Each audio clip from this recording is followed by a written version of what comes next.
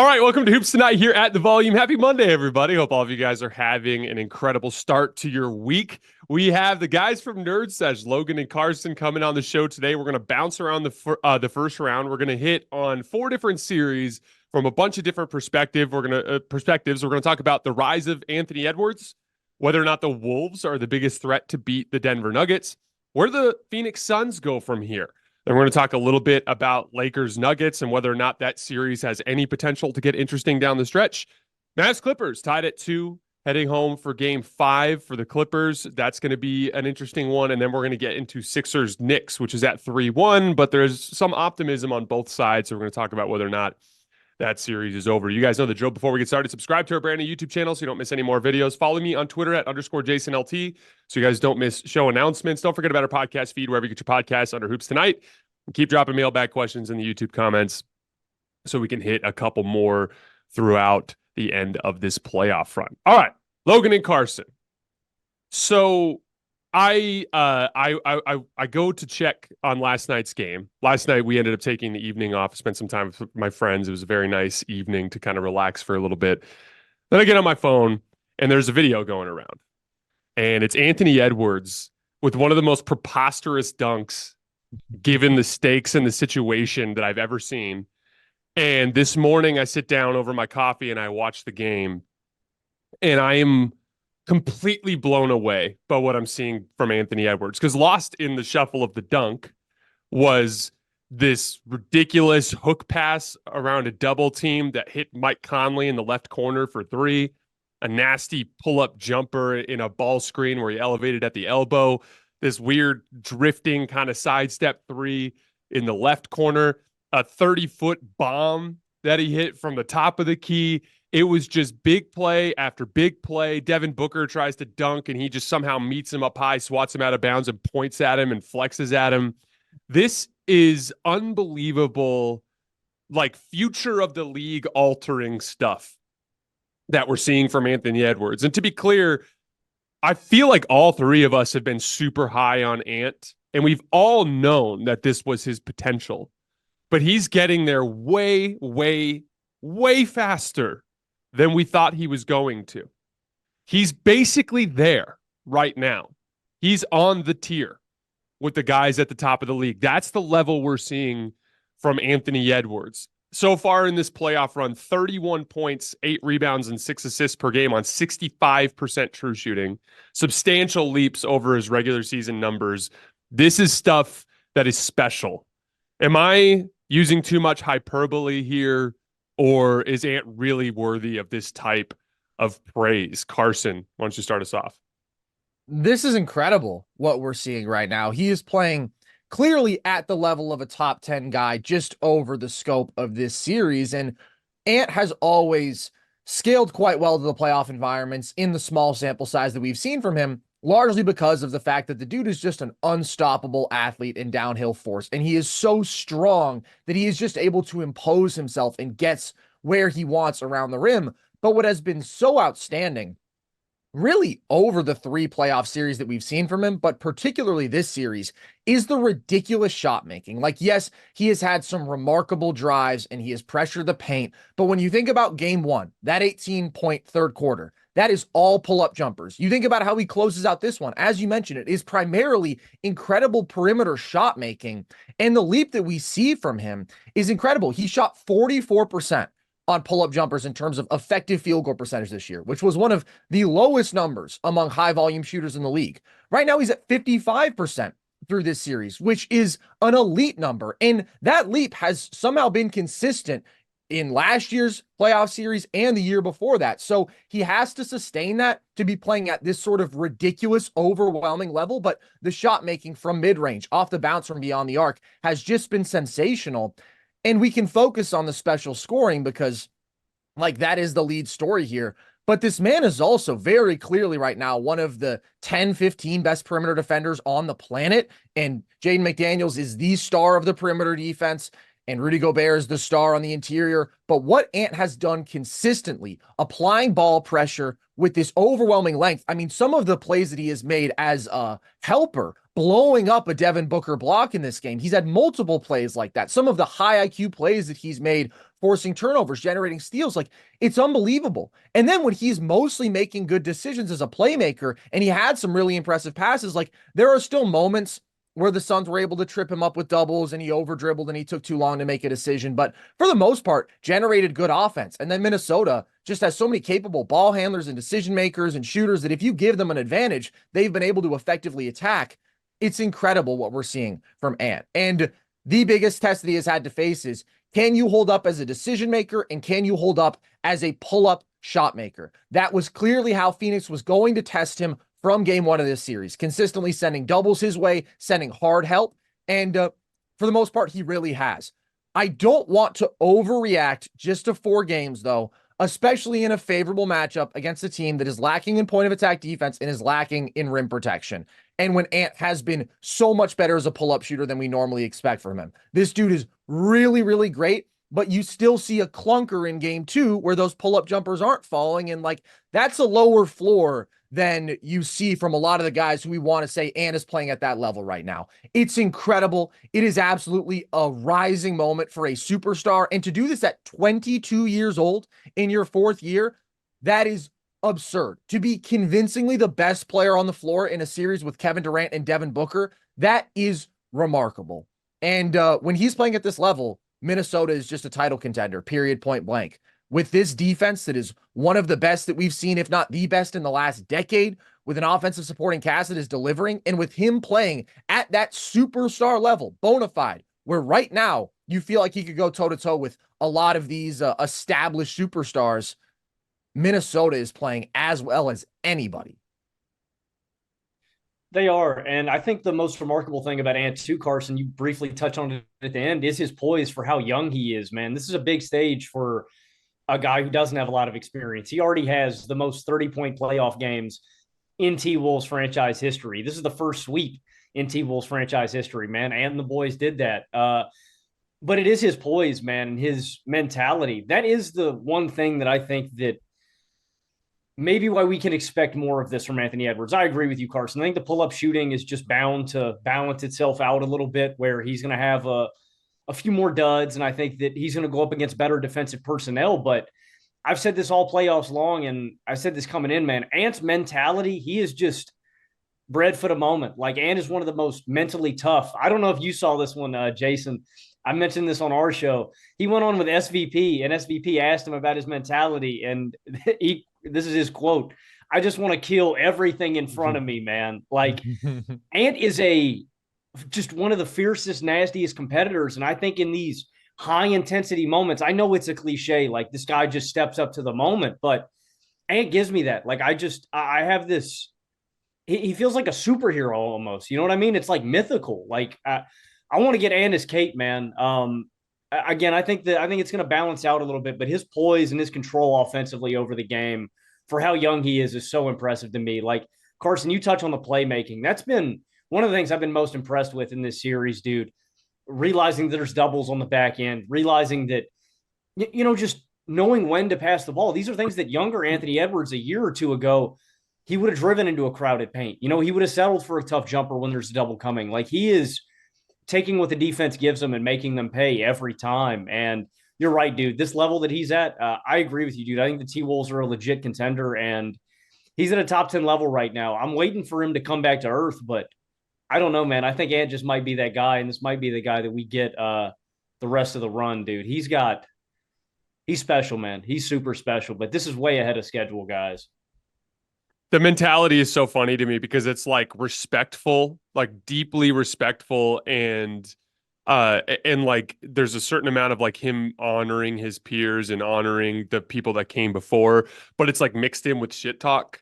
So it's like it's so funny because it's almost like he's like, yeah, Kevin, you're my guy, you're my favorite player, but by the way, I'm busting your ass, right? Like it's very much like this, like it's very much this like hilarious, like authentic yet respectful, like trash talk confidence that he has that I really like. I think we've all three of us have had Ant as like a guy that we think is wired the right way and that has the potential to become the best player in the league one day. That's always been a capability of his. It's all about the timing. And again, like, some of we had pessimism surrounding the Wolves, primarily centered around their half-court shot creation.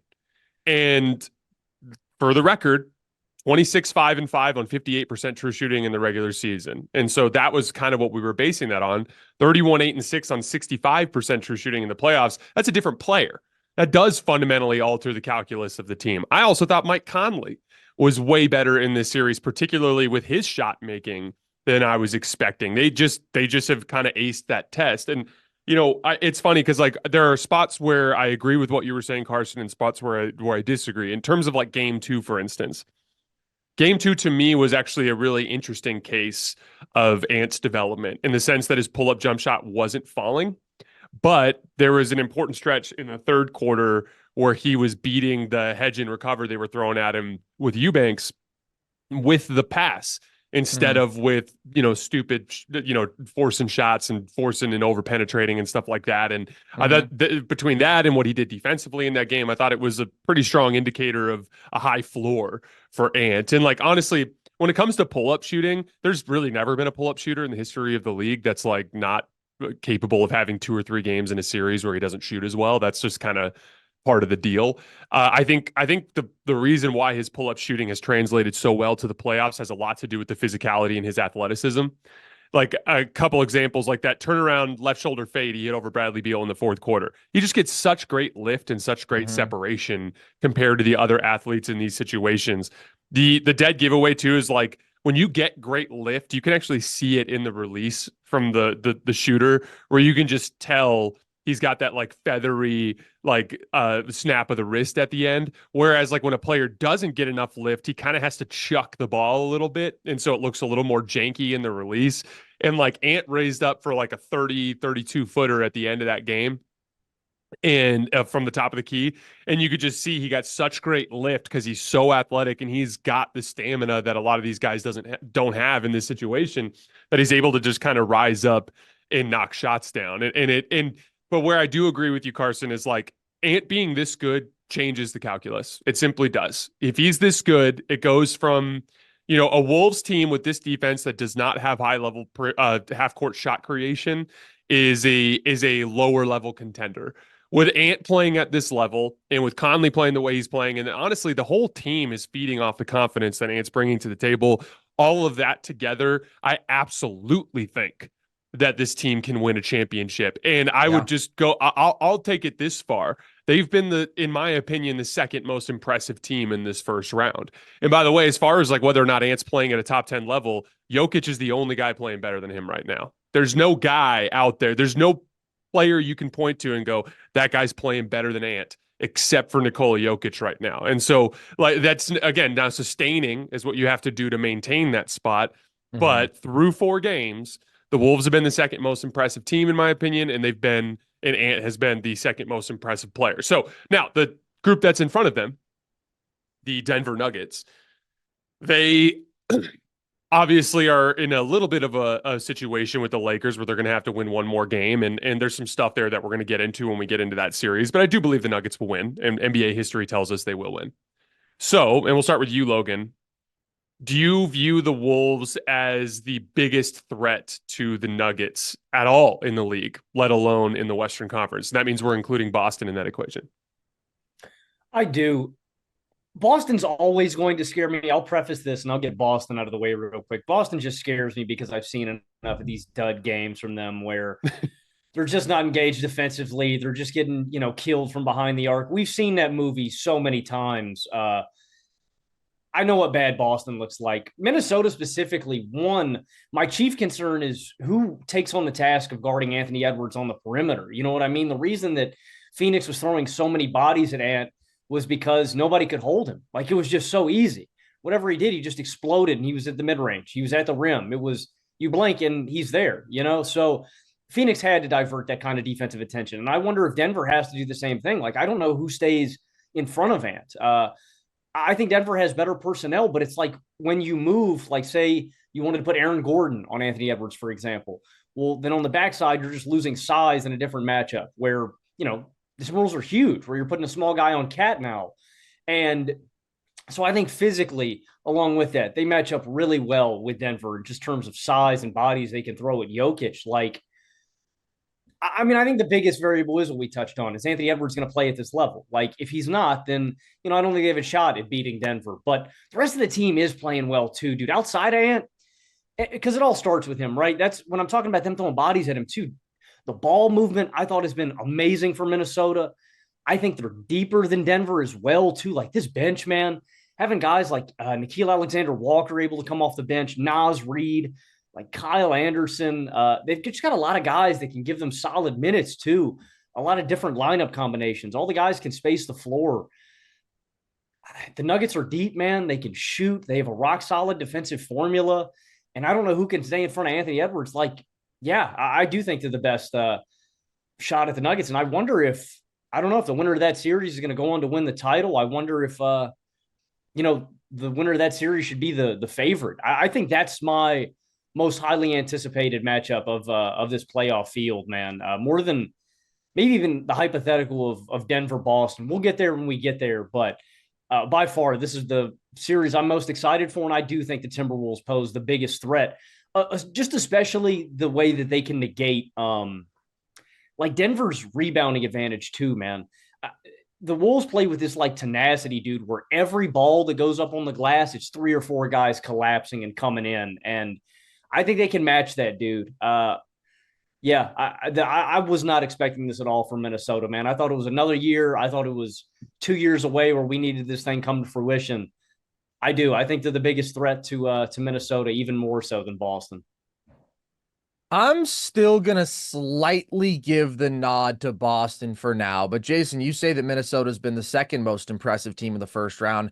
To me, they've clearly been the most impressive because that Denver team isn't nearly playing up to the level that we know they're capable of. Minnesota just delivered an ass kicking of epic proportions, and they consistently dominated Phoenix. They played a level of defense both on the perimeter and the interior that nobody in the league can match. They dominated the glass.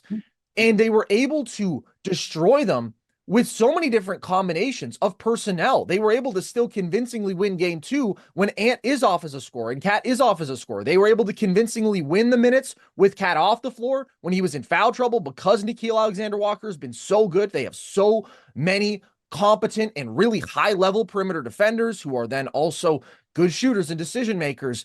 Like, there was just no reality in which Phoenix was even going to be competitive in that series. That was incredible what we just saw from Minnesota. And the scariest thing is Ant's ascent, seemingly to being at this legit superstar level, and what that does for the entire team offense, because that was the concern with this team. I still had Minnesota as my number 4 contender overall going into the playoffs because I believed in this defense being so exceptional, and I really liked their physical advantages, but the concern was, can they produce at the level necessary in the half court to have the ceiling to knock off a Denver? They just posted the best offensive rating of any team in the playoffs so far in this series. And so that is a meaningful difference. And it makes them a terrifying matchup for Denver because we already know they match up physically way better than anybody else. They guard Denver way better than anybody else. They have absolute hounds at the point of attack for Jamal Murray, who has really struggled in this series and now has a calf strain seemingly. That does not bode well when you have to deal with Jaden McDaniels and you have to deal with Anthony Edwards and Nickeil Alexander-Walker. They have consistently guarded Nikola Jokic better than anybody else. He went on this unstoppable run throughout the playoffs last year. I think if you take his stats outside of the Timberwolves series, he averaged something like 33 points per game on 67% true shooting. And in that series, he was at like 27 a game on 57% true shooting. He still gave them work, but he had to work a lot harder than anybody else because they have multiple looks they can throw at him. Gobert in single coverage will guard him as well as anybody on the planet. But even more effective, I would say, has been putting Cat on him as the primary post defender because Cat guards him better than most teams' best center because he's so huge and he's physical and he's really been up to the challenge of that matchup. And then having Gobert in the roamer role, it's like an infinitely better version of what we've seen the Lakers try to do with Rui, which is just kind of ridiculous because Rui can't hold up even close to how Cat does as Jokic's primary defender. So they're checking so many boxes, dude. The depth is exceptional. Naz Reid and Nickeil Alexander-Walker are 2 of the best bench players in the playoffs, period. Denver, that bench has looked concerning to me. This is a major challenge for a Denver team that hasn't been playing at a convincing enough level to where you can just like check this off as an automatic win. Certainly, if these teams stayed at their current level, Minnesota would win that series. I believe in Denver being the better team. I believe in them playing at a higher level than they have, and I would pick them. But it's not close between anybody else out west. Like, Minnesota has very clearly climbed into the Boston-Denver tier that I felt was kind of impenetrable. I felt it was those two teams and everybody else all year. And now the teams that I had alongside Minnesota, Dallas, they're just not playing at nearly as convincing a level. Well, to put it simply, you went from going from a guy that's in the 8 to 15 range to a guy that's in the somewhere in the 1 to 5 range. Like that's the difference in terms of talent. And like coming into this playoff run, we all viewed the Wolves as the team that could certainly do the most to Denver defensively. Yeah. They have a lot of clean matchups. I think they would just put Jaden McDaniels on Jamal Murray. We know that Jaden is, in my opinion, the best perimeter defender in the league, and he can do some real damage there. Did a really good job on Devin Booker in this series for the most part. I think they would put Ant on Michael Porter Jr. I think they put Conley on KCP. And I think they would just trust Ant to be the best closeout guy, to be able to sprint back to MPJ and chase him off the line with the athleticism to contest. We all knew that they had that capability defensively. But the offensive end of the floor, just Denver is a substantially bigger and better defensive squad. And so there's no doubt that would have been that's going to be a bigger challenge. And my pessimism surrounding the Wolves going into that matchup before seeing Ant at this level would have simply been that Denver would do a better job of slowing down Minnesota's offense than Minnesota would do to Denver. That very well may be the case, and that's probably why I'm going to pick Denver. But I agree, that gap has closed substantially just because, for one, Ant looks better and Jamal looks worse. And that's just a substantial kind of gap closer, so to speak. And so I do think the Wolves have that potential. I think there are certain matchup things that will be interesting over the course of the series. Like, I believe Denver guarding Minnesota will KCP obviously is a guy that theoretically matches up well, but we just saw Bradley Beal's a better athlete than KCP, and he had no chance against Ant in the last series. And so I think there will be an athleticism and size advantage there. I wonder if we'll actually end up seeing Aaron Gordon spend any time on Ant, but then you have the Karl Towns problem. So that could be an issue. Like, I think we'll see the high drop coverage, kind of similar to what Frank Vogel showed to Ant to try to kind of test his playmaking, but he made the plays for the most part in that first round series. And so again, it's going to be a different challenge. That, like, the half court offense stuff is crazy. So Minnesota had scored 105 points per 100 half court plays against Phoenix. That was the third best half court offense number in the NBA behind Indiana and Boston. Here's a big factor that will probably shift in the Denver series. The Wolves grabbed 40% of their own misses in the half court. So, like, that's insane. And Denver, obviously, especially with their starting five, is just a much better defensive rebounding team. So it'll be an interesting series. But yeah, like, there's no doubt that it's going from before the series, before the playoff run, if you would have just told me, like, hey, Wolves and Denver are going to meet in the second round, who do you got? I would have been like, Denver comfortably. You guys know I had the Wolves down at like 8 in my contender list because that was how pessimistic I was about their half court offense. And Ant just taking this leap and vaulting them up fundamentally changes the calculus. And now it's a group that I think has a real puncher's chance to win the trophy, let alone to get past Denver. As far as the Minnesota Boston element, Boston from a talent perspective, I think, has the capability to beat Denver. And I do think Boston has a chance. And if they do meet in the finals, I'd give Boston a good chance. But I think actually Minnesota has a better chance to beat them than Boston, simply because they have this, like, very clear identity that's forming, which is like they defend like crazy every single night, which we have seen for Boston is not part of their identity. Game 2 against Miami was one of the worst playoff defensive efforts I've seen from a serious team ever in my time covering the league. And in addition to that, there's like a little bit of a funky hierarchy in Boston. They still don't really know what they like to go to in pivotal situations at the end of games. It's very clear as you see down the stretch of the Suns series, like, they run their stuff, but once it gets into the final, 6-7 minutes of the fourth quarter, it's just a steady diet of Ant, and he's just going to work on all these different spots on the floor. I think that they are a better defensive team with better defensive personnel. I think Minnesota is is playing right now at a level that is more capable of bringing the consistency you need to hang with Denver. Whereas I think Denver would capitalize on Boston's down stretches, and that could be an issue. So I think both teams have a good chance to beat Denver, but I think the Wolves actually have a little bit better of a chance. The NBA season is in full swing, and when I can't get enough of the action on the court, I spice things up betting on DraftKings Sportsbook, an official sports betting partner of the NBA. Right now, new customers bet $5 and get $150 instantly in bonus bets. Right now, the championship favorite is the Boston Celtics at plus 190. You can also get the Lakers at plus 3,500. So if you're a believer in their late season run, that is a big number. North Carolina listeners, don't forget DraftKings Sportsbook is now live in your state. Download the DraftKings Sportsbook app and use code HOOPS. That's HOOPS. New customers can bet $5 to get $150 instantly in bonus bets only at DraftKings Sportsbook with code HOOPS. The crown is yours. So before we move on to Lakers Nuggets, I want to talk a little bit about the Suns because they're going to be the biggest story around the league today for obvious reasons. So you're the Suns, you make a trade where you send Cam Johnson and Mikal Bridges and draft compensation to the Brooklyn Nets. You get Kevin Durant, right? You lose in the second round to Denver, but you get 2 games off of them on the strength of some historic pull-up shooting from Devin Booker, like just off the charts pull-up shooting, right? Then we go into the offseason and they make a trade, which I think was a smart trade. When you factor in what was handed out, you're not going to get a player the caliber of Bradley Beal anywhere else in that sort of deal. Now, obviously, you tied yourself up from a cap perspective for a while with Beal, but you've made a simple talent exchange that makes your team better. Then at the deadline, you go after Royce O'Neal, and that kind of I think they ended up having to use a first-round pick on that one as well, if I remember correctly. So like you're all in this situation, and it seems like you're not close. And even further, you're specifically struggling in some areas that are pivotal in the playoff run. They're struggling in the physicality. They're struggling with ball pressure. They're struggling on the glass, like we talked about. They're giving up an offensive rebound on 40% of their opponents' misses in this first round series. So you seem completely and utterly physically overmatched. So where do the Suns go from here, Carson? They are in an absolutely brutal spot, and this is obviously as disappointing as this season could have been. They are not close, as you say, and they do not have the resources to change that.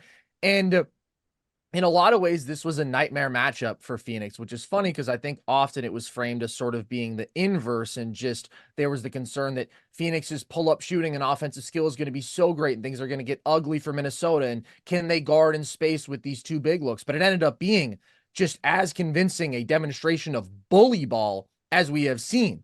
Nobody who can physically hold up with Ant, nobody who can consistently challenge Gobert and Cat on the glass, nobody who could guard Cat in single coverage. And I don't see how those things get better for Phoenix if they continue to build around this big 3, because they have nothing. They have 1 first-round pick that is not either being traded away or where they're getting the worst end of a swap through 2030. They also have 1 second-round pick, and that is the worst end of a swap. They have no cap. They have $160 million tied up in these 3 guys through 2024. And I agreed with you on the Beal trade in the sense that it was a good value proposition at the moment, just because it was like CP3's contract is bad, Bradley Beal's contract is bad, Bradley Beal is clearly better, CP3 is way over the hill. That's a good trade to make when you're trying to go all in.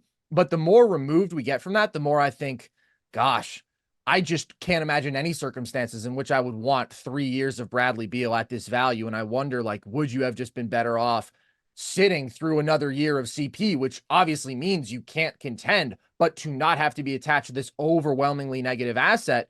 Because when I think about how they can proceed, obviously, in a dream world, you trade Bradley Beal. That's not going to happen. Nobody is taking that on. That is probably the worst contract in the NBA today. I don't think you can trade Devin Booker. To me, just from an organizational morale perspective, that would be so devastating for like the plan to be, we're going to mortgage our future. These players who our fan base loves in Mikal Bridges and Cam Johnson, and also we're going to give up multiple first-round picks to bring in Kevin Durant, who was in his mid-30s and has sort of a hired assassin feel, and who I don't think the fan base is very attached to at all. And then we are going to build around him, trade away Devin Booker.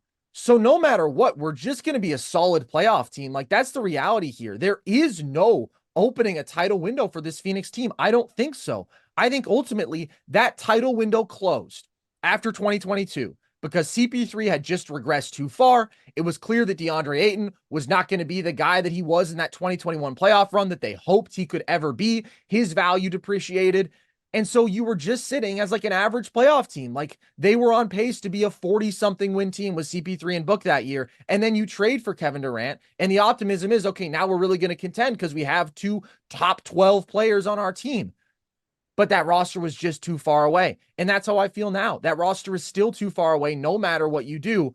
I would probably trade Kevin Durant, though, because I don't think you can trade Book. And to me, you just can't run it back with this same core when there are so many obvious limitations. Like the level of play that you're getting from your role players is not even close to cutting it. Book and KD played as well offensively as they could in game 4, and you still lost. They combined for 82 points. That speaks to just the inadequacies of this roster, and you can't build that out using all minimum contracts. They tried to do it this past year, and it just ultimately doesn't work. If you trade Kevin Durant and you get multiple really high-level role players, you get a really good point of attack defender out of that. You get a versatile, maybe switchable big with some offensive skill, somebody better than Yusuf Nurkic, who I just think ultimately having a slow-footed, non-rim protecting, non-floor spacing big is not going to cut it.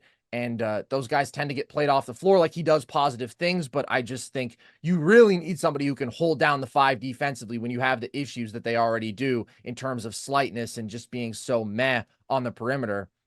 If you just get some dogs in here with Book and Beal, maybe there's a higher ceiling there. But honestly, I don't even know if that moves the needle. I think either way, the Suns are just destined to be like a solid playoff team for the next few years. And if they would rather say, let's continue to put Kevin Durant and Devin Booker on the basketball court together because we think that's best for our fans' morale, then I understand that perspective. But I don't see any path here that opens up a title ceiling. They are just so far behind Denver, so far behind Minnesota, so far behind OKC, who is only going to get better as 2 of your stars are just going to slowly continue to trend downwards. It's an exceptionally brutal situation that they're in.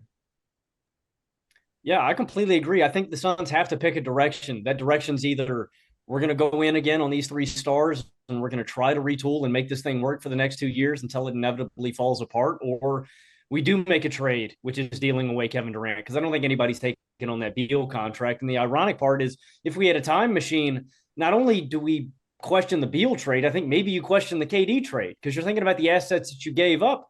You gave up 2 great 3-and-D wings that just work in a team context and a bunch of draft picks. You'd rather have those assets back, I think, if you were to do it over again. And the thing about Phoenix, too, is it really is just a fundamental roster construction issue. I think the Knicks and the Timberwolves have given us really good blueprints on how to consistently win in the playoffs. Like, both of these teams have one clear, like, offensive superstar, right? Anthony Edwards and Jalen Brunson. Behind them, it is a bunch of guys that are going to defend their ass off. They're going to do their jobs. They're going to play really physical and do their roles. Like, those players are really valuable. And I just don't see anything that Phoenix could do to reach that level defensively that they need to, or to match up physically and on the glass. Like, there's no way that they can reach that level. And we were talking about this last night. So it's like, that's the tough part about trading away Kevin Durant. Do you admit your mistake? Do you sit there and go, we screwed up, we gotta redo this thing? Or do you just go further into the void with these 3 stars and, just kind of look away from the mistake? I don't know. I agree. I think that if you go in on Beal, KD, and Book again, I think you run the risk of maybe potentially losing D-Book down the line, because the team is so unserious and so uncompetitive and so far away. Like, you just run the risk of losing everybody. So yeah, I think you just got to retool. Like, the Suns cannot compete with their cap tied up. They have no money to give to the rest of this team, and it's just going to handicap them from being a serious basketball team. I think the route is to trade KD, and that is such a tough, bullet to bite, because KD is still so good for how old he is, and you gave up so many assets to go and get him. But I just think that's a smarter decision. I think your team is going to be better off in the long run, and you're just going to be deeper. And I think you got to run it back with D-Book and Beal and hope it works out. But yeah, like you mentioned, Carson, I think the sad reality is the Suns aren't going to be in the championship contention anyway. They've got 3 teams that are just concretely better than them out west. And one is just so clearly the favorite, and then two are ascending right now, and the Suns are going down. But I would go for depth over star power, man. I don't think you're building a serious basketball team with KD, Beal, and Book, especially with all the money that you got tied up in them. I thought the story of this season for the Suns from the beginning, when the trade first happened for Beal, was will they get a diminishing return on him based on a redundancy, or will they get a force multiplier based on optimization, right? And there were stretches this year where they did optimize, and they'd have these games where they'd have like a 75-80% assist percentage, and they're driving and kicking, and everyone's involved. But for the most part, it wasn't like that. Right. I thought, honestly, the report last night, the complete axing of Frank Vogel, which is one of the lamest things I've seen, considering like the players just didn't get the job done, and all of them turned on the coach at the end of the year. And there's another conversation to have about Frank Vogel, because like this is the second team in a row that you're basically going to fire him simply because they don't listen to him, which is.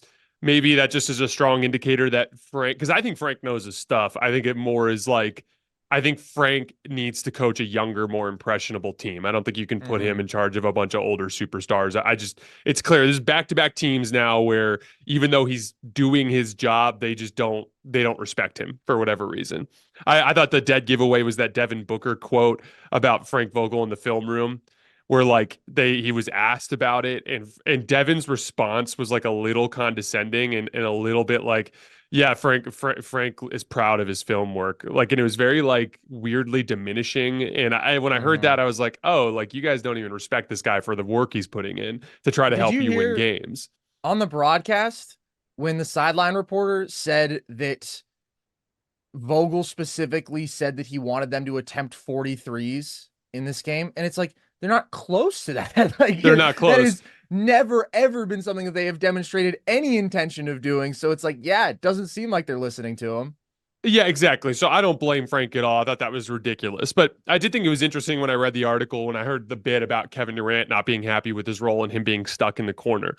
And there was a specific play. I clipped it. You guys can find it on my Twitter feed at @JasonLT. But basically, the Suns worked the ball at the floor, and they set a ball screen for Beal out by half court, and Anthony Edwards falls over and kind of like tweaks his ankle. And in the sequence, Eric Gordon pops to the right wing, and he's standing at the three-point line wide open. And Beal misses him. And instead, Devin Booker's kind of standing in the short corner with Rudy Gobert on him.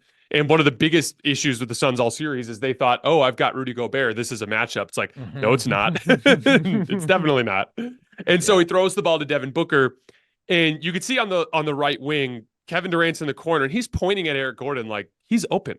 And if you throw it to Eric Gordon, one of two things is going to happen. Either Cat's not going to close out from the corner and he's going to get a wide open catch and shoot three, or Cat's going to close out and Eric Gordon can either make the extra pass or rack to the right and kick out to KD, who's going to get an open three. And instead, that doesn't happen. And Booker tries to ISO Gobert, can't shake him because big shot gets Rudy Gobert. And then he ends up launching like a cross-court pass that hits KD with less than 4 seconds on the shot clock. And he has to take this like impossible left shoulder fade over Nickeil Alexander-Walker. And when I saw that, I was like, this is literally like a perfect encapsulation of what KD is saying. And it's, to me, that's not on Vogel. To me, that's on the general manager. When you put yourself in a position where Kevin Durant is spotting up in the corner while guys are missing reads with the ball in their hands, that to me is a strong indicator of like, okay, I could have a Jaden McDaniels over there. Because if all he's going to do is stand in the corner, I'd rather have a specialist. And as in terms of a use of resources, that makes more sense, right? Now, where I thought it was a strong signal that the 3-star build really only works if they're perfectly complementary. And if they're not, it's not going to work. And there is a redundancy there really with all three of them, but especially with Beal and Booker, because you're talking about two guys that can run ball screens and can make plays, but they're not super high level, like run the team playmakers, right? They can't, like Bradley Beal can defend on the perimeter, but that's not like what he's made his money doing in the NBA, right? Kevin Durant, even as a forward, like there's things that he can do, and then there's things that he excels at, right? And like there's so much of that overlaps with that group. And so what I wonder sometimes is you almost have to consider looking around the league to see if you could offload one of the stars and get return. The question is which. You guys both say KD. I actually disagree. And here's why. And Suns fans are going to think I'm crazy about this, but this is just the way I look at it. Is Devin Booker actually good enough to be the best player on a championship team? And I know he got close in 2021, but that was a weird season. That was a season that saw a Clippers team with Paul George and no Kawhi make the conference finals and get 2 games off the Suns. That was a year that saw Trae Young play in the conference finals. Like that was a little bit of a weird year, the year after COVID. The 2 or 3 best teams in the league, like Miami and the Lakers and the Nuggets, were all decimated by injuries and couldn't make it into deep playoff runs. So like it was kind of a weird season. And so let me just quick rapid fire bounce around to you guys. We'll start with you, Logan. Like, do you actually think Devin Booker can be the best player on a championship team in this NBA with the guys at the top of the league now? Probably not. I mean, I just look at the other number ones across the league. SGA, like Anthony Edwards is making a really strong case that I can't have him over D Book. And you think about his, like, he's not super impactful two-way. No, D Book probably, I'd say no at this point. What about you, Carson? I would agree. No, I think he's right below that. Yeah, he's below that tier. So the truth of the matter is he's not your foundational star that you build a championship contender around, right? But you know what he is? He's the guy out of those 3 that clearly has the most trade value. So the way I look at it is, if you really want to be honest with yourself, you've got 3 really good players. KD's like a fringe tier 1 guy. Devin Booker's below tier 1. And Bradley Beal's probably like a tier 2, tier 3 guy, right? And although I think even though Beal was an absolute disaster last night, I thought Beal was pretty good the previous month or so. Like I'm higher on Beal than most. I thought he was a guy that was a strong point for the Suns for many stretches over the end of the season. So from there, the way I look at it is, like rebuilding around Booker is just going to lead to similar results. So for instance, if you trade KD and you get some role players back, or if you trade Bradley Beal somehow and you get some role players back, I don't think you're in a demonstrably better position than you are now, right? But if you flip Devin Booker and you actually get like awesome players back. Let me just give you guys one example. I just thought of this one yesterday. I actually texted it into the thread, Carson. You might have seen it. But what if they called Orlando and they're like, we want Jalen Suggs, Jonathan Isaac, and Wendell Carter Jr. You can have Devin Booker. If I'm Orlando, I'm like, holy shit, I can pair Devin Booker with Paolo and Franz. Like, we'll figure out the rest. Like, this could be a special star pairing. And Paolo would be the guy that you'd look at as the guy who could be a number 1 in the future, right? And he had he's obviously starting to kind of pop in the playoffs, right? So, like, then if you're the Suns, you're getting back a legitimate athlete at center, a legitimate front court defensive 2-way athlete, one of the most exciting ones in the league, and Jonathan Isaac, albeit one with some health concerns. And I'm getting Jalen Suggs, one of the best perimeter defenders in the league, and a guy that can knock down threes. Now I'm running out a lineup with Suggs, Beal, KD, Isaac, Wendell Carter Jr. Now, am I better than Denver and Minnesota and all those teams? Probably not, but I'm way closer to them, in my opinion, in terms of the ability to hang physically. And all I really gave up is a guy that wasn't good enough to be the best player on a championship team to begin with. So, like, whereas if you were to trade KD or you were to trade Bradley Beal, there's just no chance you get that return. Whereas with Booker at his age and at his level, you have a real chance to get really good players back. So, first of all, we'll start with you, Carson. We'll bounce back around, but if you were, or who says no to that deal, Orlando or Phoenix? And does my reasoning make any sense to you? Your reasoning does make sense. Again, I just think the Phoenix Suns fan base would quite literally have the head of Matt Ishbia. I think that they would hate everybody running their organization. Like, I just think they're too attached to Book. He's the homegrown superstar, and KD is the new guy and the outsider, and he's 35 years old. Like, you're mortgaging your entire future now for a real outside shot, maybe at true contention. But I do think that is definitely a better basketball team than what the Suns had this year. And I do agree that although all three of these stars to me are redundant as not great playmaking, not consistently rim pressuring, not even volume 3-point shooting, primarily on-ball players. Like, there's a reason that this offense, even with all these stars, was good but not great throughout this year. All of their issues beating great perimeter defenders, like who Minnesota has off the bounce, like the lack of real high-end quickness. That is all very, very real. But KD is different from the two of them in terms of having different defensive value. I think just in terms of the size dimension to begin with. I just wonder, like, that Orlando trade that you proposed, it's funny because I was also thinking about a trade to an Orlando or a New York, like one of these teams that you think, okay, they want that like superstar shot maker to put them over the top, and they have a wealth of good role players.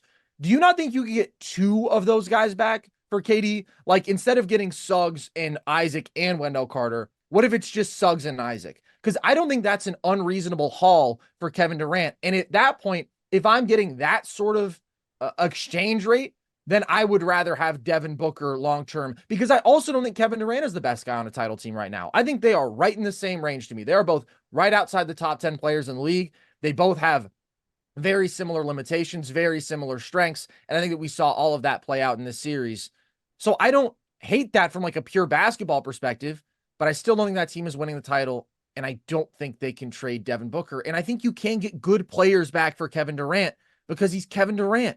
And there's going to be somebody out there. Like, think about what the Suns just did a year and a half ago. KD was playing at a higher level at that point, but they gave a ridiculous haul. You're not going to get that, of course, but I still think you can get good enough players to where it's reasonable to say, okay, maybe we could be slightly better giving him up and getting back quality role players for next year.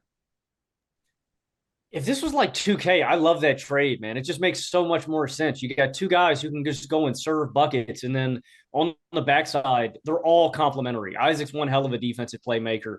Next Suggs to KD, awesome, too. Yeah. Suggs is an awesome point of attack guy. Wendell Carter, I think, is really underrated. Like, he can stretch the floor a little bit now. He's gritty, grimy on the block. I like him a lot. But I don't, man. That's the one thing. Devin Booker's the heart and soul of this city, man. I think the fan base would riot. I don't know if they'd show up to games. I understand what you mean, though, like in terms of just straight up trade value. I think you would get more for Book than KD, but I just don't think you can do that to the fan base. But I love the hypothetical trade. I think that's mutually beneficial to both sides.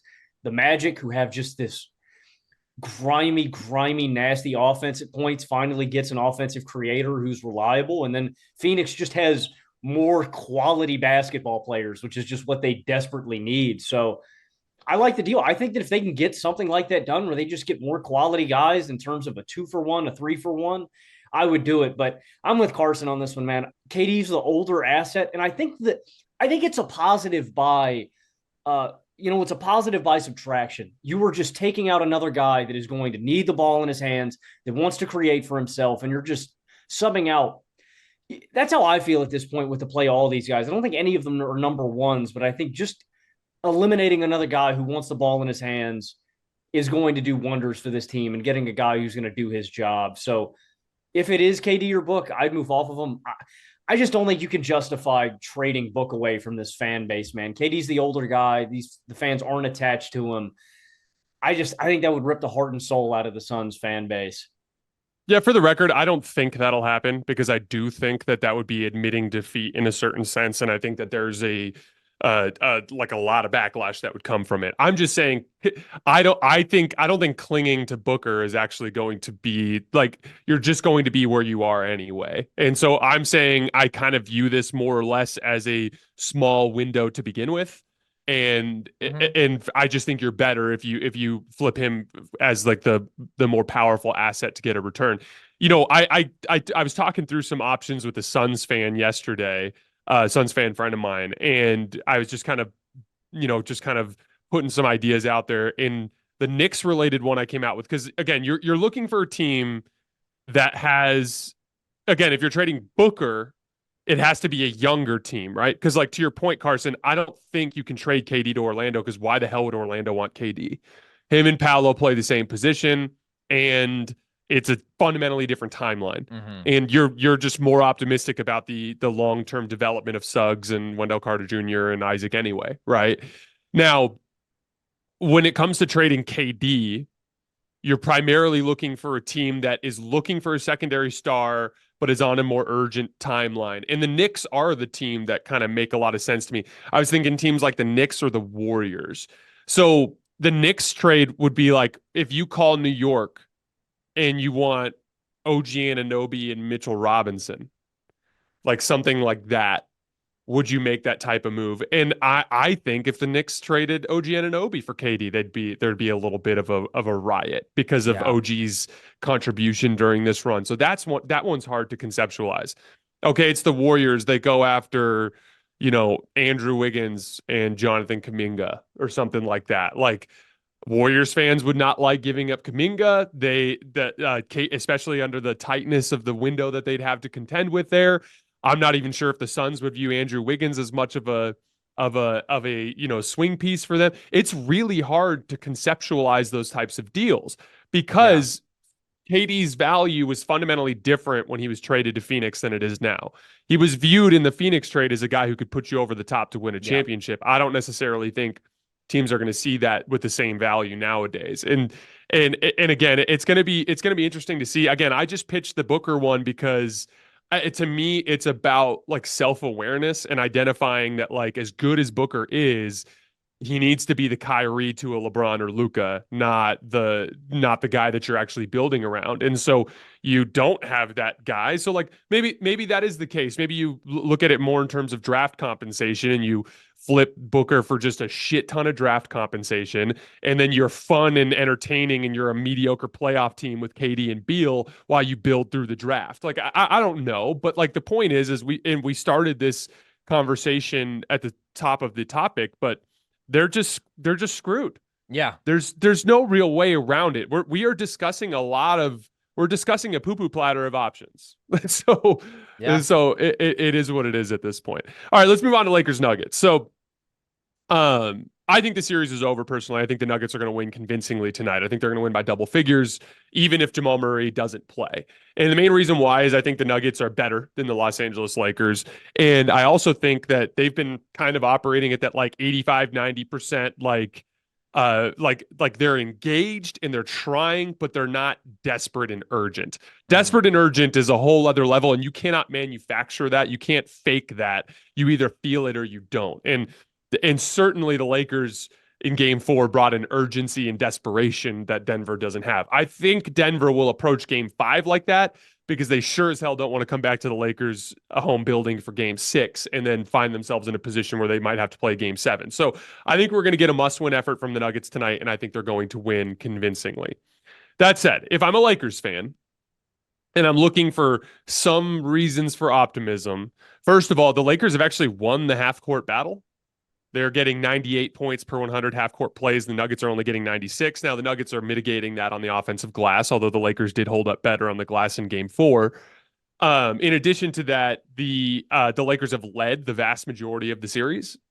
So I do think the Lakers have a chance to go in and beat Denver tonight. I just don't believe they will. So let's start with you, Carson. Are you worried about the Nuggets at all? Like Jamal Murray's calf, is that something that you think bring some sort of risk into this equation, or do you think this series is over? This series is over to me just because we have consistently seen throughout this year the level that Denver plays out in these clutch situations, and it's absolutely ridiculous. When they batten down the hatches, they can defend at a really high level, and they just have the best offensive formula in basketball. That being said, Jamal is really struggling right now. The efficiency has been absolutely brutal throughout this series. He's been super reliant on those pull-up jumpers, as he often is, but they just are not falling in this one. LA checked a lot of the boxes that they need to in Game 4, in that you've consistently had great offensive AD throughout this series who has given Jokic work in single coverage and has been so effective out of pick and roll. His touch shot making has just been incredible. He was also phenomenal on the glass, and I thought that was his best defensive game. You had that hyper-aggressive LeBron that we got similar to game 4 last year when I thought he was phenomenal, where he's just not messing around. Like, yes, his jumper has been amazing this year, but he is just going to physically bully you, relentless mismatch attacking. Some of the guys who held up on him in game 2 down the stretch, off switches, Jamal Murray, Christian Brown, KCP was his primary assignment down the stretch of game 2. Like, he was just bullying those dudes. It was such an efficient offensive performance, the cutting off of the AD short roll. And then you got the D'Lo and Austin Reeves that you've needed all series. Those guys were awesome as pull-up shooters. So, like, that was the vision for how this Lakers team could make this a legitimate series.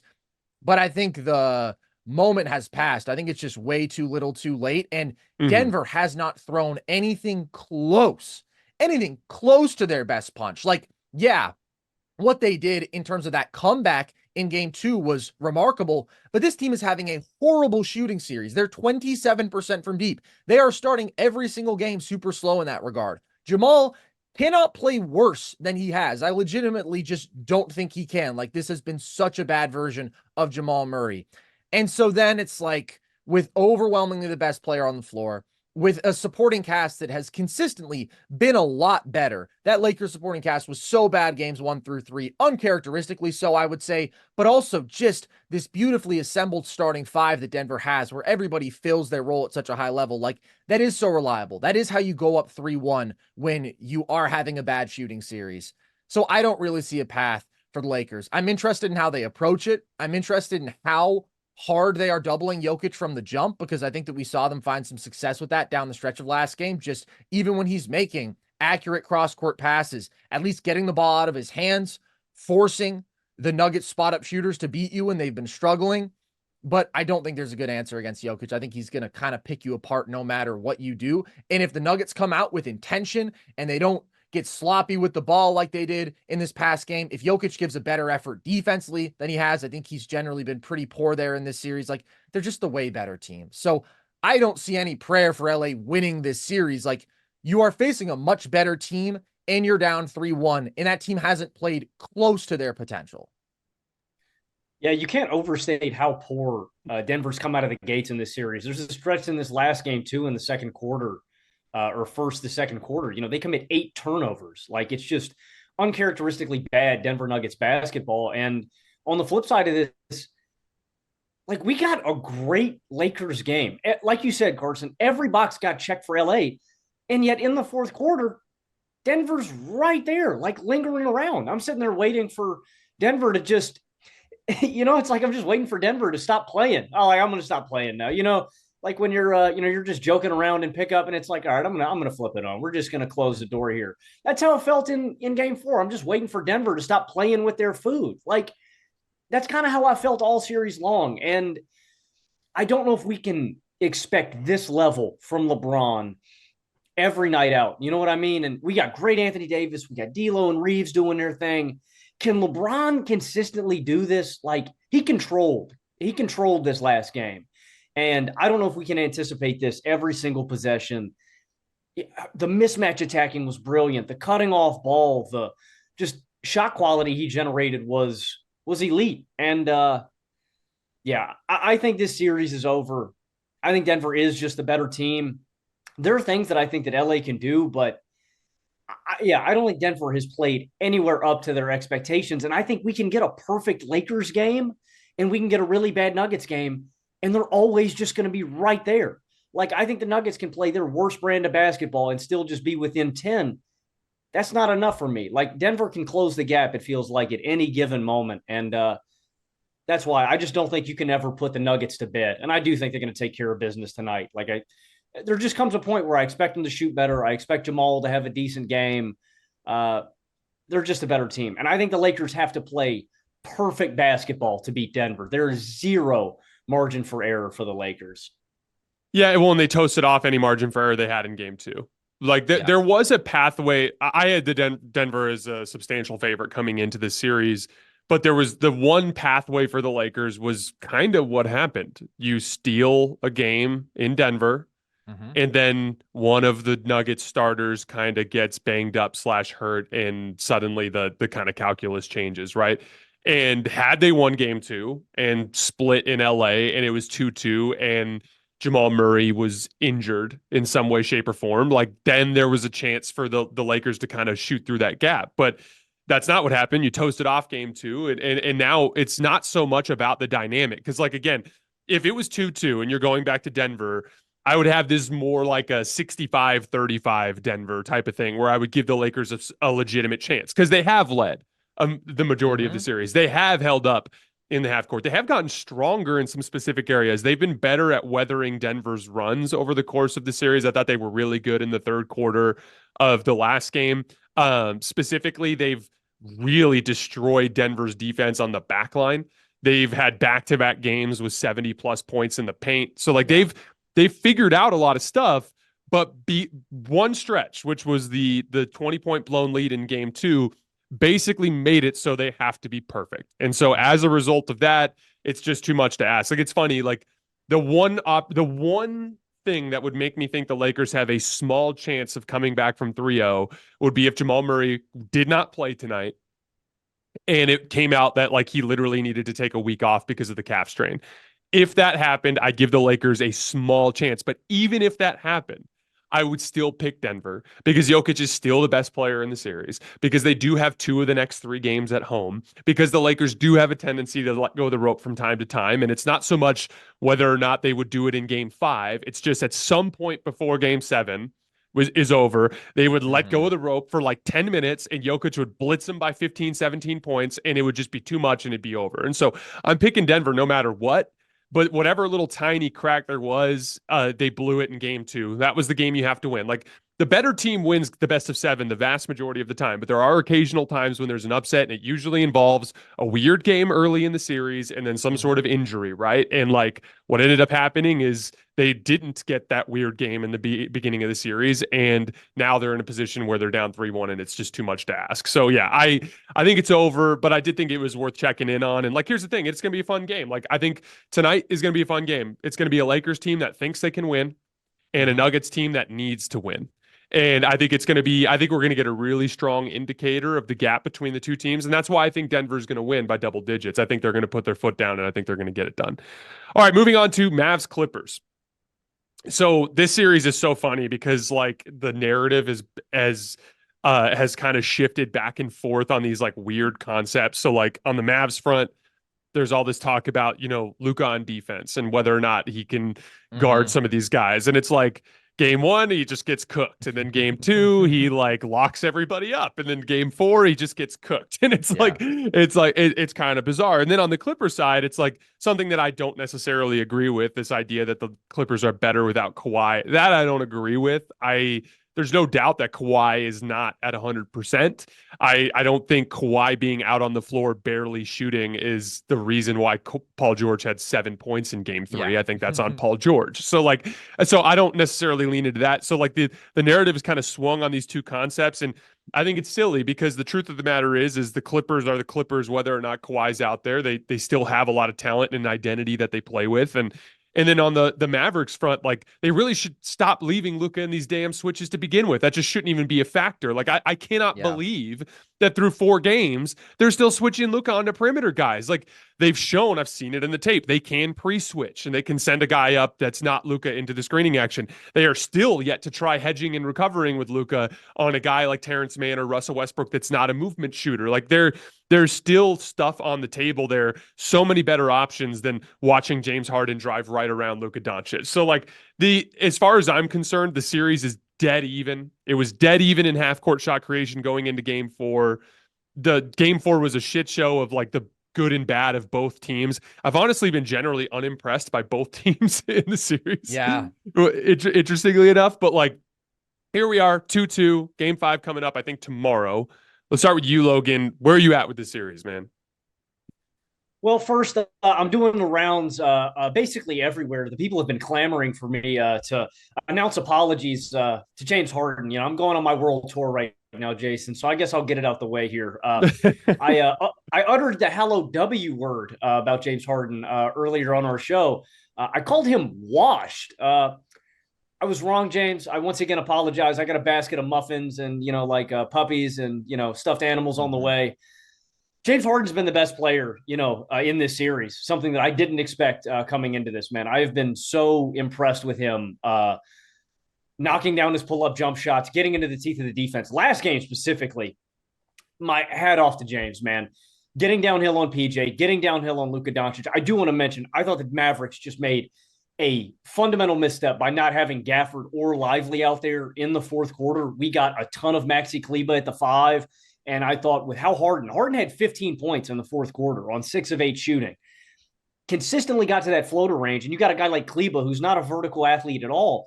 There's nobody to challenge him at the rim. Like, Kleba's getting beat by Harden on these floaters, and then he's getting beat on the back line by Mason freaking Plumlee, man. Like, Jason, you made a trade for Daniel Gafford so you could play a great vertical athlete and rim protector 48 minutes, 24 and 24, however you want to stagger it. Like, Lively gets 18 minutes. Gafford gets 18 minutes, and you're giving Kleba 21 minutes. I like the fact that Kleba can give you a different look as a floor spacer, as a big physical guy that maybe you want to put on George or Leonard for stretches. But him at the 5 when Harden is getting downhill every possession, just foolish to me. I want more Gafford. I want more Lively. But James Harden was doing his thing.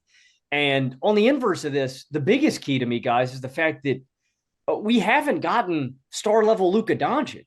This is ugly. This is horrid basketball that we're seeing from Luka. The counting numbers are fine, right? He's 29 points, 10 rebounds, and 9 assists. Yeah. Yeah, they're always going to be with Luka. But he's 39% from the field, 27% from deep, 51% true shooting with 4 turnovers a game. Like, and he's just getting abused defensively in some of these games, man. And it's funny. You talk about some of those narratives, Jason. We got game 1. Oh, Luka's a bad defender. Luka's a bad defender. And then we get game 2 and game 3, and it's people throwing parades. I told you guys Luka was the best defender on planet Earth. Why didn't you listen to me? And then the pendulum swings back on Twitter. Bottom line, I said this on our show last night, but if Luka Doncic is not the best player in this series with no Kawhi Leonard, the Mavericks aren't going to win. Like, Kyrie Irving is doing a superhuman effort in these horrible offensive stretches from Dallas to keep him in these games. Like, knocking down these tough shots consistently, generating great shots. And Luka's not pulling his weight. I'm glad he realizes it in the post-game presser. He goes, I feel like I'm letting down Kyrie. I'm glad he recognizes it, but to me, it's about getting downhill more, not settling as much for his three-point jumper. Like, when Luka's hitting these shots, it's a good look to go to. And when he gets Zoo on him, it's like he's going to make that shot every time. I just expect that jumper to go in. So maybe keep going to the step back on Zoo switches. But I need him to get downhill more and to get into the teeth of the defense it's like the Jalen Brunson quotient. Like, Brunson settling for a pull-up jumper is a good shot.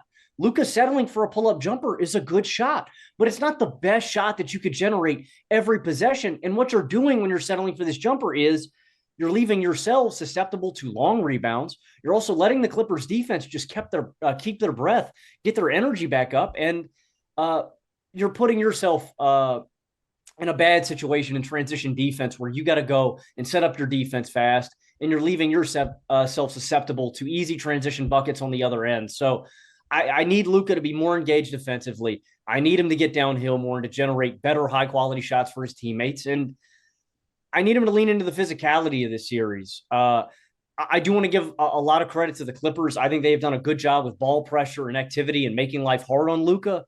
But Luka is not playing anywhere close to his standards or the level that he should be at. And again, if he's not going to be the best player on the court, Dallas is not going to win this series, man. He needs to play like the top 3 player that we all know he is.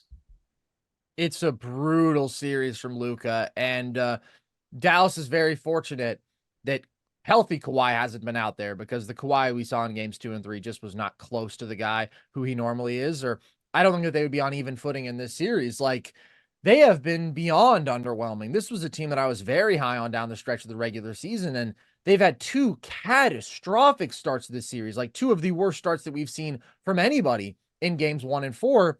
And Luka's just not playing at the level that he needs to. He's not playing close to that level right now. The biggest thing, Logan, is what you hit on, the refusal to consistently get downhill. Luka has attempted 7 shots in the restricted area in this series. In his previous 2 playoff meetings against the Clippers in 2020 and 21, he was averaging 5.5 restricted area attempts per game. And I understand that he tweaked his knee in game 3, so maybe that's a factor, but this was a glaring problem in games 1 and 2, and he is still capable of getting a step off of switches. And when he does, there are good results. He gets a step on Mason Plumlee, he draws a foul, he gets a step off a switch, passes, cuts, gets a layup.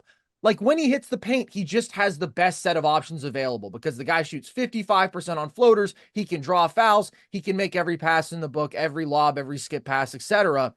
And when he is so overwhelmingly reliant on tough pull-up jumpers and they aren't falling, it's just not good offense. And that's the thing to me. Logan, you talk about how they aren't bad shots. No, in the regular season, they aren't. Luka shoots 38% on step back threes. He's capable of nuclear performances. That's what he did to the Clippers in their previous 2 playoff meetings. Like, yes, he was pressuring the rim a lot, but he also would not miss his step back threes. But when you have game after game after game, these shots are not falling. Like, get into the paint, man, because that is where you are most problematic. And I have been so disappointed in him because Kyrie has had some slow starts, but he's also had these ridiculous stretches. And overall, he's averaging 29 points per game on 65% true shooting. He's been so good.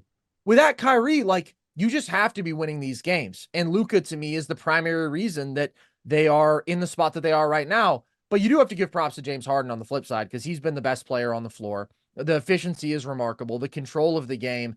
And Jason, you mentioned how they just keep on switching those actions and letting him hunt Luka Doncic, and he has been getting a step so easily in this series for the most part. Games 1 and 4, it's like unbelievably poor defense from Luka. I do want to give them props, at least for in those last 2 minutes or so. They did pre-switch. They did trap to switch. They had PJ Washington just fight through a screen and stay on. They refused to switch. Like, at least for the final couple minutes, they didn't let James Harden hunt Luka like food, and he still made light work of PJ Washington. He beat both of those guys. Yeah, it was effortless. He was getting a step so easily. He got a step easily on Kleba. That's the problem. When Harden is like this lethal as a step back shooter, these dudes are having to guard him up tight 30 feet out, and they just don't have the foot speed. So Dallas's defense, there have been sort of bipolar performances from them, but Game 2 was also just incredible shot making. Game 4 was incredible shot making from both Harden and PG. I feel like Dallas should still win this series because ultimately I think Luka and Kyrie should be able to outplay PG and James Harden. And then even though the offensive consistency from Dallas's role players are questionable, and we've seen LA able to trap Luka and Kyrie and sometimes just say, okay, you guys, beat us with a 4-on-3, make good decisions, knock down your spot up jumpers. The supporting cast can't always do that, but Dallas still should be able to hang defensively. They still should be able to hang in the physicality. Like, they've just come out and gotten punched in the mouth in a couple series, and the offense has gotten off to brutally slow starts, largely because of the level that Luka has been playing at. If he can turn this around, I still think Dallas should win. If he can't, they probably won't, even without Kawhi on the floor, because you're just dedicating so much volume in your offense to him no matter what, and he's not delivering the return on investment for that right now. Yeah, to put it simply, I lean more towards the Mavericks to close this thing out in 6 games, mainly just because outside of 2 stretches, they've been the better team. It just so happens that those 2 stretches have been catastrophically bad. Like put yourself so far behind that you're hopeless type of bad stretches. And they were both in the first halves of game 1 and game 4. And outside of those stretches, the Mavs have basically controlled the series. And that's the thing. Now, whether or not that reflects poorly on the Mavs as a championship threat, that's another discussion. Because even if they do get out of this series, like, how could you expect them to beat 3 teams like the Thunder, the Nuggets or Wolves and the Celtics when they just are so prone to these bad stretches? But as far as the Luka dynamic goes, there's a lot of focus on the knee. And like, here's the thing. Everyone's hurt all around the league. Donovan Mitchell's playing on a bad knee. Kawhi Leonard, when he's out there, is playing on a bad knee. Joel Embiid's playing on a bad knee. Everyone's hurt. Jamal Murray's going to play tonight on a bad calf. And the bottom line is even when you are hurt, Luka, you should be able to outplay this version of James Harden. You should be able to outplay this version of Paul George. And so, and to make it, just to put it plainly, it doesn't matter. You don't get a little asterisk and you get to move on to the second round because you were hurt. You got to find a way. You just have to find a way. And so again, it's not so much about I think because I honestly think even this version of Luka and Kyrie is enough if they can avoid the super, super, super ugly stretches. I just think they're a little bit more dynamic in transition. They're just a little bit more dynamic when they get going on both ends of the floor, and we've seen that in their big runs. But yeah, they need to get more out of Luka. They need to avoid some of these ugly stretches. I think they're going to win Game 5 and then come home and win in Game 6. So I'm picking the Mavericks. But yeah, definitely a strange series. And here's the last thing I'll say on the Luka front: like Luka fans. They think this guy's the best player in the world. That's what they think this guy is. And they've been acting all year long like he's been disrespected and he hasn't gotten the appropriate amount of respect and he should have won MVP and he's playing better than Jokic and all these different things. And it's like, say what you want about that Lakers Nuggets series. Jokic has just still been clearly the best player in the series, like by far. And it's like, the reality is if you want that recognition, if you want to be included on that tier, you can't be made to look this ineffective in a playoff series. And again, like I want to credit the Clippers. I think Russell Westbrook and Terrence Mann have both done an amazing job. I think the big thing has been their back pressure. They're in Luka's head in the sense that he knows if he gets downhill, Russ is coming flying in from behind, trying to do something crazy. And Russ has a little bit of a recklessness to him that I think is that I think is a little bit that has Luka a little bit unsettled. And again, it's just I think even the best players in the world are capable of having bad stretches and overcoming them. And I believe Luka will. And I think that we'll see the Luka, I think mid next round after they beat the Clippers, I think we'll see Luka kind of recapture some of what makes him great. But like at the same time, it's like next round could be Lou Dort waiting for you. And guess what he did to Brandon Ingram, So like it ain't going to get any easier. He's got to find a way to figure this out. But to put it simply, like with Kawhi not really being a factor, you have 2 must-win playoff games coming up. Are you taking Luka and Kyrie, or are you taking Paul George and James Harden? And I'm taking Luka and Kyrie. All right, before we get out of here, we're going to talk Sixers Knicks for a few minutes. I went into this series really, really on the fence, and then I ended up picking the Sixers based on their half-court shot creation. And the main idea was I just thought Embiid and Maxey would be able to generate more high-quality shots in the slow-down half-court environment than Brunson effectively by himself. And that did bear out in the first 3 games of the series in the sense that the Sixers were the substantially better half-court offense. But it started on film, and I'm watching the game yesterday in the afternoon, and I'm like, wow, they've gone away entirely from Maxey Embiid 2-man game because Deuce McBride and OG Anunoby just have it locked up. They actually went away from it entirely down the stretch. I watched every single pick and roll from that game, and I don't even think Maxey Embiid scored on a ball screen in that entire game, if my film session was correct. Now, I didn't look at dribble handoff, so I'd have to go back and watch it more closely, but they kind of figured out that action. The ghost screen action with Kyle Lowry. The Jalen Brunson was throwing really good hedges, and Deuce McBride was doing a great job pressuring, and they were rotating out of it. That big block with Precious Achiuwa on Joel Embiid, that was clean rotations that erased that. Embiid in the post, they're able to double team and rotate out of it. Now the Sixers are doing some stupid stuff with their spacing as well, but they've just kind of figured out that half court offense. And then on the other end of the floor, Brunson's getting better and better every game. And the Knicks actually won the half court battle last night, 93-85 in points per 100 half court plays. And I thought that was the death nail for this series, in the sense that, like, if you were going to feel comfortable going in as the Sixers and winning Game 5 in Madison Square Garden, a building that is going to be on fire. It is going to be on fire. It is going to be a very difficult game to win under any circumstances, and these are not normal circumstances. And so I think that the Knicks have kind of figured them out. I thought Embiid looked gassed and bad defensively down the stretch as well. I think the Knicks are going to go home and beat them convincingly in Game 5. Where are you at, Carson? That's interesting. I still think this series could be very competitive down the stretch. I picked New York. I think that New York is going to win, but I also feel like the best punch that you can see from Philly is a little bit more devastating than what New York can deliver. The ceiling, like what we see in Game 3 when Embiid is just unconscious as a jump shooter, like that is exactly what you laid out, where the half-court offensive skill just exceeds what New York can manufacture. But I do think the Knicks are going to win this series, and I do think that they've been the better team. And There's several components to that. First of all, just the consistent contributions that we're seeing from these role players are remarkable. The consistent effort, the consistent dominance on the glass that they have asserted, like just securing themselves so many extra possessions. That fourth quarter was a slog, and there was an opportunity for either team to just seize the moment and to at the very least knock down some shots. But if you're not going to do that, you have to end possessions. And the Knicks got 11 team offensive rebounds. So including possessions where they like drew a foul, hustling for the board. That's 11 extra possessions. You cannot allow that if you're Philly. And there's just been way too much stuff like that. But ultimately, Jalen Brunson is now playing at the level where they're not stealing games anymore. Games 1 and 2, they stole just on the back of heart and role players over delivering, even though we know those guys are awesome. Like they had to be superhuman. Now you have Jalen Brunson going. And that to me is what is super encouraging, not just for this series, but for the long-term outlook of this Knicks team, because he's made several adjustments to me that have just made him a significantly better offensive player. First of all, I love how much he's been looking to facilitate over these last 2 games.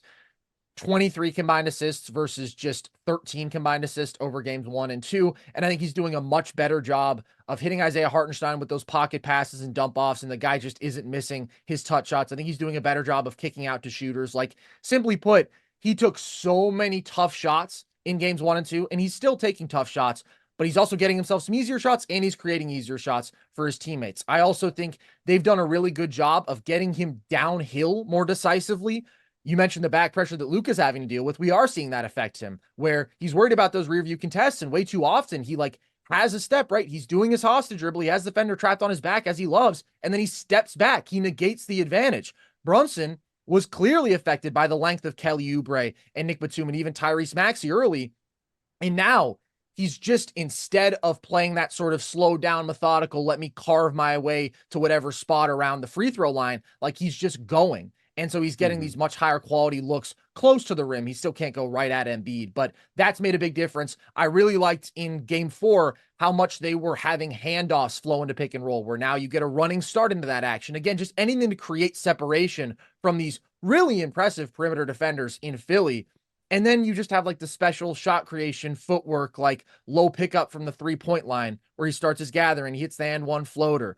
The running wrong-footed shot over Joel Embiid as the shot clock expires. Like, that's Jalen Brunson, man. That's the guy who we saw down the home stretch of this regular season, who was averaging 35 a game. And when they have that player, then they have the lone superstar who they need for these incredible role players, good spot-up shooters, awesome defenders, awesome rebounders to carry you through. And on the flip side, that version of Joel Embiid that you got just isn't going to cut it. So underwhelming down the stretch, so convincingly outplayed by Brunson. And they did a nice job on him. New York did defensively, sending doubles at him once they had to match OG up with him because of Isaiah Hartenstein's foul trouble. And they rotated well, as you say. Like, Embiid didn't create a lot of real advantages off of those doubles. I also think his catch point is consistently far out to the point where he's like not in the teeth of the defense. He's not stressing them as much as he could be. And then just wasn't assertive. Like, he gets a great look at 95-91. He doesn't take it. And he frankly tries to get a foul call. Instead, he drives and probably is presuming there's going to be a whistle, because there has been every single time he's entered the paint in this series. And that's not going to cut it, man. So that to me is the difference. If you don't have dominant Embiid, and you need great Maxey too, which we've mostly gotten in the series, but you're right about the 2-man game not being as effective. And Maxey last game I thought was his weakest game. Like, he was just unconscious in games 1 and 2, and they still couldn't win. New York is the more complete basketball team. And if Brunson's going to be the best player on the floor, then Philly may have 2 and 3, but New York has a lot of that next range. Like, they just have so many positive contributors. So again, Philly can still throw a best punch that is tough for New York to counter, but they're not getting there consistently enough. Like, 3 of these 4 games have been ugly. They have been tough. And that's where New York is going to thrive. And that's where they're going to win this series. Exactly. And late in these games, there's been 3 games that have really, been held in the balance between Philly and New York, and Philly has failed to rise to the occasion. There's 2 fourth quarters in this series. This last game too, where Embiid is held scoreless. He gets his last bucket with 2 minutes remaining in the third quarter. You can't have that from your superstar. And I thought his decision-making was poor down the stretch. When he's getting these doubles, one, I want to see Embiid get the ball closer to the basket on some possessions, man. When he's got such a physical mismatch, like OG matches up with him well and is playing hard, like denying him the ball. I want to see Embiid get closer to the basket and just start initiating, trying to get himself some easy looks when he is not hitting his jumper. Two, decision making out of doubles. When they're throwing these doubles at him, sometimes the best decision is to make the easy pass, swing it, and then hope that your teammates are going to swing it and find the open guy when the double's coming, or make the tough pass cross court instead of settling for a jumper.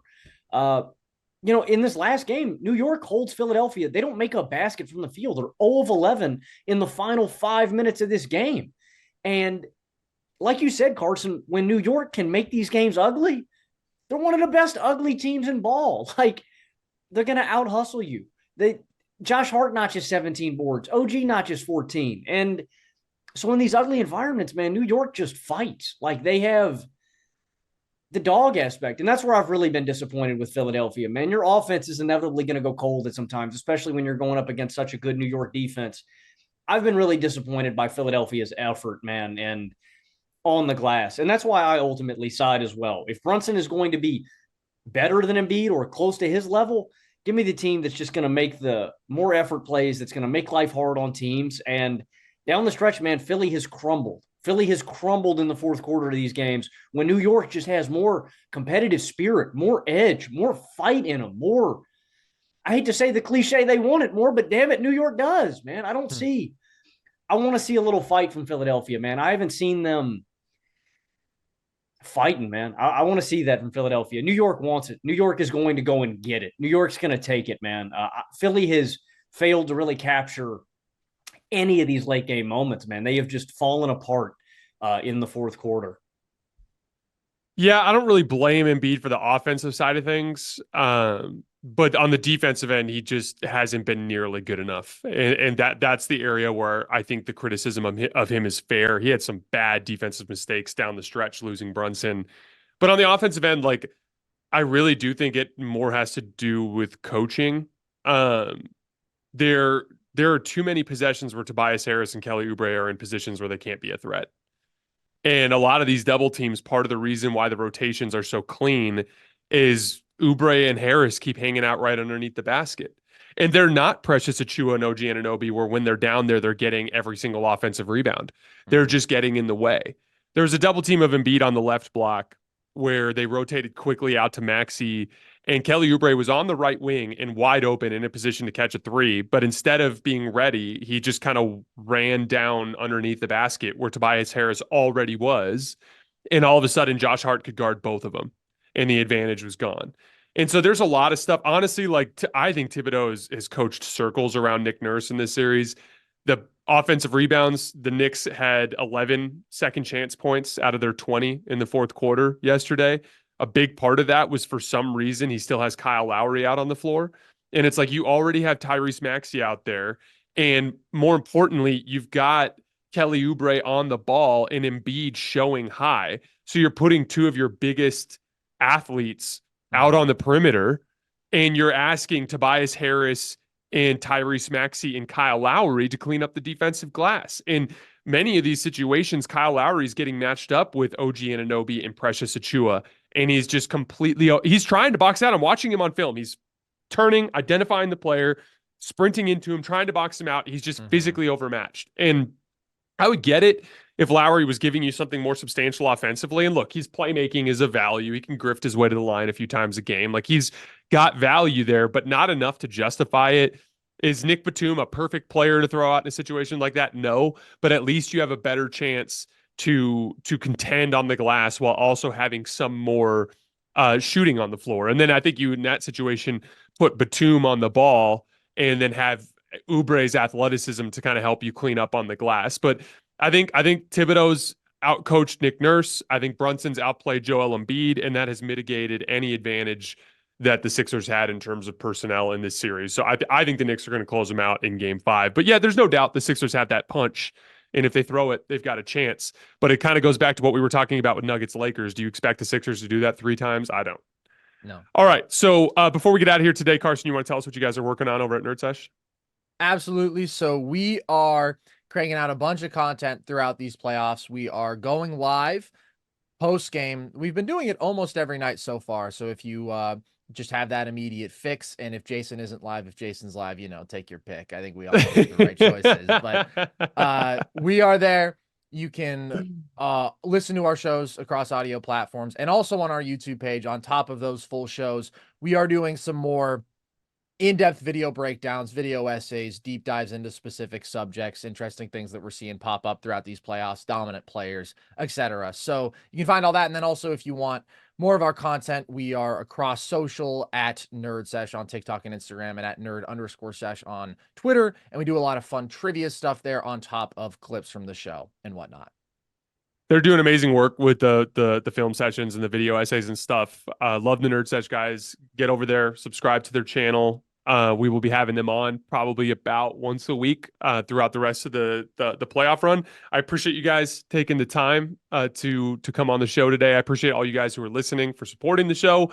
We are going to be back tonight after the final buzzer of Lakers Nuggets, which Carson has assured me the Lakers have no chance of winning. So I will see you guys. I will see you guys tonight after the final buzzer. As always, we appreciate you guys. See you later tonight.